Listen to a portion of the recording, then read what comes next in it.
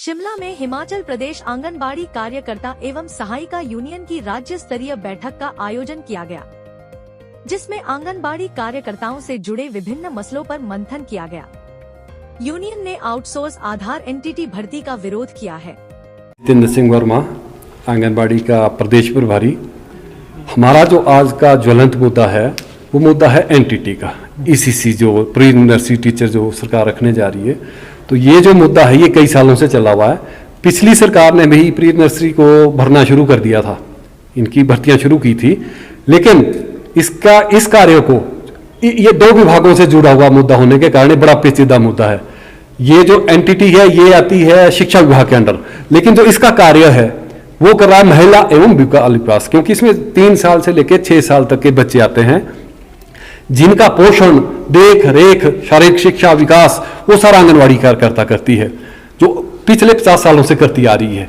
लेकिन जो pre nursery का मुद्दा है वो अब सरकार ने रोजगार देने के नाम पे, पिछली सरकार ने, भाजपा सरकार ने शुरू किया था, और जब ये भर्ती प्रक्रिया उन्होंने शुरू की तो धड़ाधड़ यहां हमारे, मैं आपको बताना चाहूंगा विशेष बात कि जो एनटीटी की प्रशिक्षण होता है उसका एक भी कोई यहां पे प्रशिक्षण संस्थान हिमाचल के अंदर नहीं है।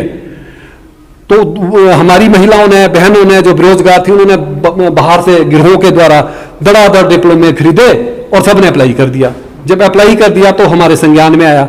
जब हमारे संज्ञान में आया तो तत्कालीन सरकार जो मुख्यमंत्री से मंत्री थे विभाग के, हमने उनके पास ये सारे मुद्दे रखे कि एक भी हमारे पास यहाँ एनटीटी का जो प्रशिक्षण संस्थान है हिमाचल के अंदर नहीं है, और ये तो करोड़ों रुपए की डिग्रियां और डिप्लोमे बिक चुके हैं और फलानी कंपनियों में नाम भी दिए थे। और हमने प्रैक्टिकल आरटीआई से जो हमारे एडगिटेचर है वो फ्रॉड सर्टिफिकेट ला के सरकार को दिखाए थे, जो कि सरकार की समझ में आया, और सरकार ने वो एनटीटी का मुद्दा पिछली सरकार ने रद्द कर दिया था।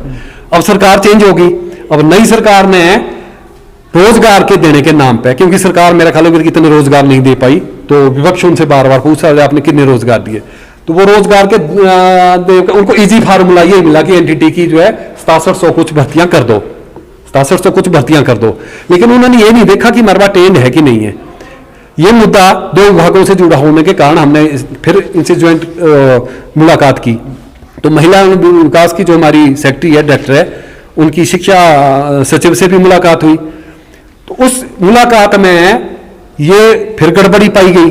जब गड़बड़ी पाई गई तो हमारे विभाग को दरकिनार करके शिक्षा विभाग ने अपने निचले अधिकारियों को आदेश जारी कर दिए। सरकार से किस तरह की मांग करते हैं आप? हमारी सरकार से मांग है कि हमारी आंगनबाड़ी कार्यकर्ता पिछले 50 सालों से ये कार्य कर रही है, जो एनटीटी टीचर से करवाना चाहते हैं, और हम ट्रेंड है, और हमारे महिला एवं विकास विभाग के हिमाचल प्रदेश के अंदर 4 प्रशिक्षण संस्थान अपने हैं, जिसमें करोड़ों रुपया बनाने के लिए लगा है। करोड़ों रुपया आंगनबाड़ी कार्यकर्ता की ट्रेनिंग के लिए खर्च चुका है। हम सब ट्रेनिंग छूता है, हमारी कार्यकर्ता सब एसीसी की ट्रेनिंग करी हुई, इन्होंने ईसीसी की ट्रेनिंग सबने कर रखी है। तो इनको क्यों दरकिनारे किया जा रहा है? सरकार क्या कह रही है? सरकार ने आंगनबाड़ी कार्यकर्ताओं कहा था कि हम 30% कोटा इनको देते हैं। अब 30% कोटा कैसे दे? हम जो है आंगनबाड़ी कार्यकर्ता जो पहले ही सरकार के अधीन काम कर रही है, अब वो तो आउटसोर्स रख रहे हैं, 8000 उनकी तनख्वाह दे रहे हैं, वो तो ठेकेदार के थ्रू है। हम आउटसोर्स का विरोध कर रहे हैं। हम आउटसोर्स का विरोध करते हैं, और एनटीटी यूनियन भी उसका विरोध कर रही है, वो भी हमारे साथ ही है, वो भी विरोध कर रही है। दोनों के विरोध के बावजूद एनटीटी की भर्तियां इलीगल ढंग से शिक्षा विभाग भर रहा है। तो मैं शिक्षा विभाग के अधिकारियों को चेताना चाहता हूं कि अगर उन्होंने ठीक ढंग से महिला विकास विभाग के साथ खाका ना तैयार किया तो शिक्षा विभाग के अधिकारी जिम्मेदार होंगे, क्योंकि इसमें मैक्सिमम डिप्लोमे फ्रॉड है। उनके पास एक संस्थान बताए कि उनके पास एक संस्थान ट्रेनिंग का है, नहीं संस्थान है। और दूसरी बात ये कि जो उसके लिए प्री प्राइमरी में जो मेन चीज, जो 3 साल से 6 साल के बच्चे हैं वही बच्चे आंगनबाड़ी, वही प्री प्राइमरी में जाएंगे। एक ही बच्चे हैं, वो 2 तो हो नहीं सकते। जब उनके पास जाएंगे तो आंगनबाड़ी कार्यकर्ता बेली होगी। लेकिन जो बजट आता है उसका, जो उसका पोषण का बजट आता है, उसके विकास का बजट आता है, महिला एवं बाल विकास के पास आता है। वो शिक्षा विभाग की उनके पास कौन सा बजट है? उनके पास मिड डे मील का बजट आता है, वो अलग की स्कीम है। लेकिन जो आप चाहते हैं कि बाल विकास विभाग ही भर्ती करे? हमारी ये सरकार से ये डिमांड है हिमाचल सरकार से यह डिमांड है कि हमारे को 70% कोटा दिया जाए। जो हमारी आंगनबाड़ी कार्यकर्ता 30-30, 35-35 साल जिनको सेवाएं देते हो गए, उनको प्रमोशन के रूप में रेगुलर प्री नर्सरी में रखा जाए, क्योंकि ऑलरेडी प्री नर्सरी में ट्रेंड है वो।